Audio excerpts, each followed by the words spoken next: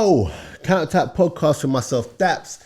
Guys, get liking, subscribing, sharing, all of that good stuff, I'm recording this after Manchester United. Listen, we're going to get straight into it.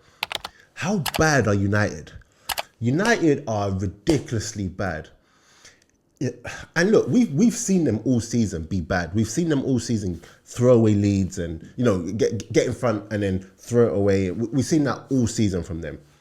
But against Coventry, you was thinking, look, this is just going to be one of those games where foregone conclusion, they're going to come, Coventry are going to try, but the quality is just going to shine through, which is what happened when United, got 3-0 up. And even before that, let me just say, United were doing this thing in the first half where they were slowing the play down.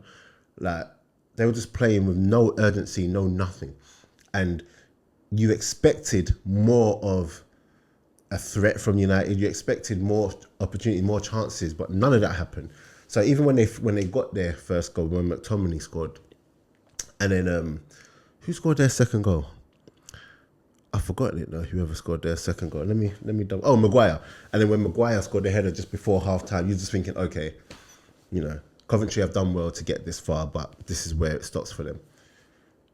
Second half comes, they make it 3-0. Bruno Fernandes. And then you're like, the game is done, but then there's still something in the back of your mind that's like, United like to give away goals. They like to make games exciting for no reason. So when is it Ellis Sims? I know it's Sims. Let me see what his actual name is, because he's actually a very good player. When Sims, his name is, sorry guys, I should have really.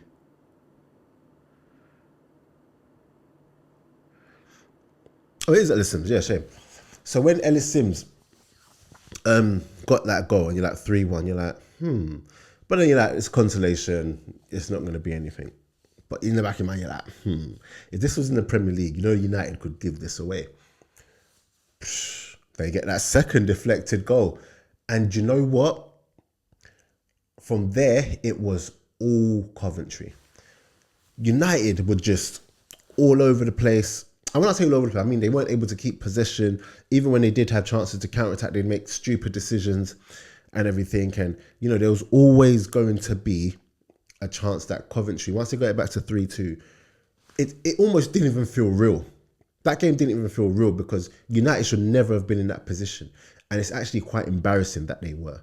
But then anyway, the last minute penalty, you're like, wow, really? Was it a handball? By the letter of the law in today's football, it's a handball. Do you get what I'm saying? And the rules aren't going to change anytime soon in regards to that, I don't think. But it was a handball. And Haji Wright, coolest man in the stadium, slots it away to make it 3-3. Right, now, at that point, I was looking and I was just like, United have done it again. They've actually done it again. And even if Coventry don't go through, this is what I was thinking at this moment, United have just kept up with what they've been doing all season, where they're letting teams back in. They're not putting games to bed. There's no structure to them. There's absolutely nothing. They're a nothing team. And they get by on pure luck. They get by on pure, because I'm not even going to say, like, with certain teams they've got, and we've been saying it for certain, we've been saying it for so long when it comes to United. Certain teams just have a way that they play. You know what I mean? They have a system. United have none of that and rely on individual talent, individual brilliance, which is what it was when Ole was there as well. Nothing has changed since Ole. They've actually gone backwards, if I'm being honest. Do you know what I'm saying? So for Coventry to come and go toe-to-toe with them and end up being the better team over, in that second half especially, end up being a team on the ascendancy, end up being a team that's putting all the pressure on, is so embarrassing for United. And even though United have won this game, this is an incredible low for them. It's an incredible low for them. To be able to get through on penalties and also, get through after, they got through the skin of their teeth. They got through by the skin of their teeth, like after that the offside decision, went against Coventry. I thought that was it for them. And United are just so bad. They are just so bad. And I go through their team and you're looking at certain players and, and I'm not one to say managers have to go, but it all starts with Ten Hag. It all, like, you've had enough time in that role, almost 2 years now. You've had enough time in that role to have your way, like to have your imprint on that team. Ten Hag has been there almost 2 years. Look at that. And his imprint is still not on the team. But maybe this is his imprint. Maybe his imprint is that there's just no order. He's just not that great. Maybe, we're trying to find so many excuses. We're trying to find so many reasons for him to be behaving like this or be putting out teams like this. But maybe this is just him. He had his time at Ajax and now we're like, yo, what's going on? Because, when you see them play, it's literally like, go out there and just do what you want. You're looking at the team selection. You're looking at Wan-Bissaka left back. Why does he keep doing that? Wan-Bissaka left back and Diego Jallo right back. Why don't you just put people in their normal positions? Like, what is it that you're seeing in training that is making you feel like, yes, let me put them on opposite sides and I'm going to do something? Like, why does he do that? I just don't get it. Why does he continue to take players off who are actually their biggest threats? Garnacho's come off from 65 minutes for Anthony. Why did he do that? Why? It's not even like it was 75 minutes. Like, why 65 minutes for Anthony? Like, why? And Anthony came on and, listen, if you want to talk about a guy that has contributed nothing to a game, that's your guy right there. Anthony came on and it wasn't until midway through extra time that I realised this guy was on the pitch because he literally did nothing. He contributed nothing to the game. He was hiding and seeking but nothing but failure. Hiding like that there was just a horror show from him. You come on against Coventry, which is your level, by the way. Coventry is his level. You come on against Coventry and you're not doing anything. You're not contributing. You're not making any sort of impact. I saw Amad Diallo come on and Amad Diallo was like trying to make things happen. He was actually influencing the game and impacting the game. It wasn't enough, but you could see he was on the pitch. Anthony did nothing. But then he has the audacity to run celebrating, cupping his ears in front of the Coventry fans when they won their penalty shootout. It's embarrassing. And no matter what happens, Ten Hag has to go for me. He has to because, they've given him enough reasons. They've given him enough excuses. If he stays, they're going to back him and they're probably going to back him heavily this summer. But again, nothing will change because he is the problem. And again, I'm not one to normally call out managers like this, but Ten Hag is absolutely the problem. There's no reason why your team should be playing like this. You're Manchester United. And even me, as someone that hates Man United and loves seeing them, fail like this, it's got to the point where it's just like, this is just ridiculous. Yeah, I mean, like, it's ridiculous. You hear him in press conferences talking, saying that they always play well and he's always got a reason. Listen, that guy just, if United have anything about him, they will get rid of him. They'll get rid of him because everything starts with him. There's certain times when players are the ones that need to take the blame for certain things, but it's not even the players. It's him. So I don't know what they're doing in training, but also credit to Coventry, man. Like, Coventry came and, they looked like that was their level. Well, it was their level, but United are also horribly. So I don't know if it's a thing where Coventry rose to a different level or if United were just that bad that Coventry were playing on their level. Do you get what I'm trying to say? Like, they did what they had to do. They didn't give up. They got a big FA Cup payday. Semi-final, big stage. They made a story of their own. They almost done it had it not been for like a yard offside. Not even a yard. We're talking centimetres probably offside. And it would have given them their dream cup final, Coventry against Man City. But, and it was so tight and so unlucky from them. But credit to them, man. Credit to their fans. They didn't stop all game. And Yeah. And Ellis Sims, I do want to talk about him as well. When you saw him at Everton coming through, you were thinking, okay, there must be something about him because Everton are giving him his time. They're giving him a debut. They're letting him play. That's fine. Cool. But I didn't think that he would go on to do what he's doing now in that league, because I think he's notched like 17 goals this season, if I'm not mistaken. And his finish is I know it comes off his shin, but that's the sort of striker you need, just in the box, just sharp, boom, almost sent them through in extra time when it's come off the bar as well. That's a striker where he's just in the box sniffing out, and I've seen enough of him to know that he's got a future in the Premier League. But it all remains to be seen. But that's what I'm going to say on United, man. Like, it's embarrassing. Anthony, I'm never going to get on board with that guy. Kobe Mainoo, why did he come off? If he's injured, fair enough. But if he's not injured, if he was a bit tired, then fair enough. But why does he come off? Ericsson came on. Ericsson came on. Didn't do anything. United are bad. And I'm so tired of talking about this team because they're so bad. And what kills it about United is that when Arsenal lose, when Liverpool lose, United fans are the loudest ones. But look at what they're doing.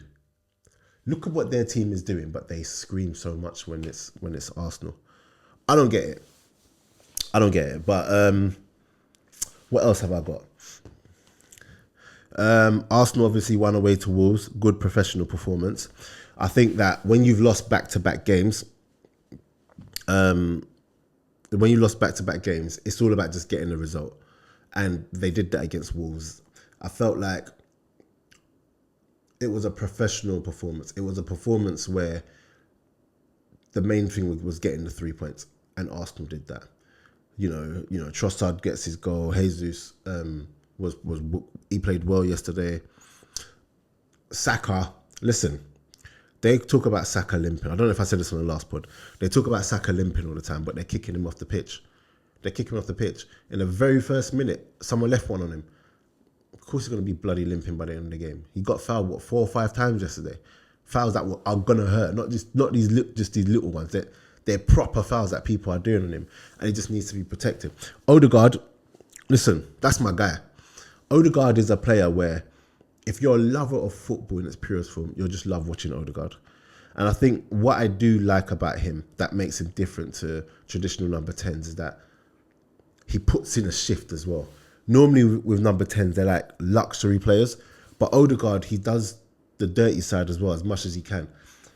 We all know he's not the most, strongest on the ball. He's not the most, physical player, but he'll do it. He'll try and get stuck in. You can see certain times where he's coming toe-to-toe with certain players. They're just muscling him out. But it's not his game. But at least he's trying.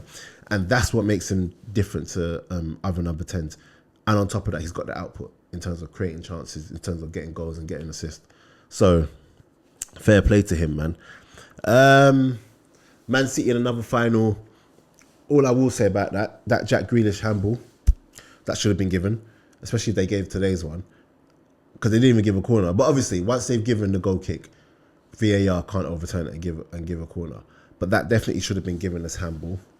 And it's going to be United, Man City in the final. Man City are definitely going to go and, win that. So that's going to give them a double. I'm just hoping that within the Premier League, they slip up somehow. But it's going to be difficult, man, because even Arsenal... Sorry, I'm just really tired, guys. Even Arsenal have Chelsea on Tuesday and then Tottenham on the weekend. Like, look at those fixtures we've got. I would be happy to obviously get through with 6 points. It's necessary because Man City don't look like they're going to drop any points soon. Pep was complaining about the fixture, the fixture list and like the schedule and stuff like that. And to be honest, rightly so, man. The games are crazy. He was like, we played on Wednesday. Why could we not just play tomorrow? Do you get what I'm saying? Like, why? Especially when the other team didn't have midweek games. What? And it's the truth. Like, it gets to the point where you have to start protecting players because it's just mad. Otherwise, players are going to keep getting injured. Players are going to keep falling out, and the injuries are just going to become like more serious each time. So, I also want to pull up the Nottingham Forest tweet. So Nottingham Forest lost today to Everton. They lost today to Everton, and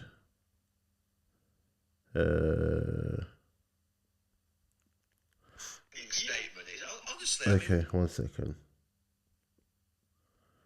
I'm trying to find the Nottingham Forest tweet. Okay. Three extremely poor decisions, 3 penalties not given, which we simply cannot accept. We warned the PGMOL that the VAR is a Luton fan before the game, but they didn't change him. Our patience has been tested multiple times. Nottingham Forest will now consider its options. Do you know how wild this is?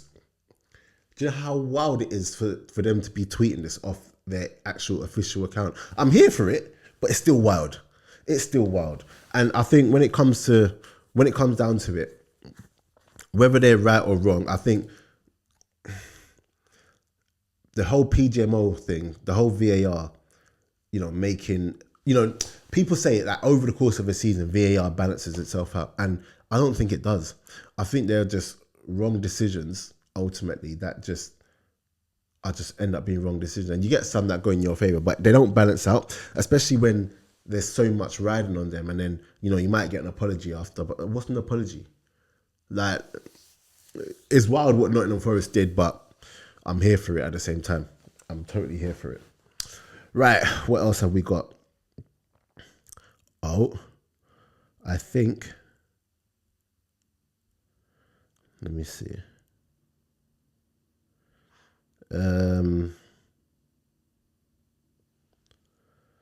Yes, okay. Yes, what I do want to talk about now is Adam Wharton. Adam Wharton is a player who, I think he's 19 maybe. I might be wrong. If he's around 19, maybe 20.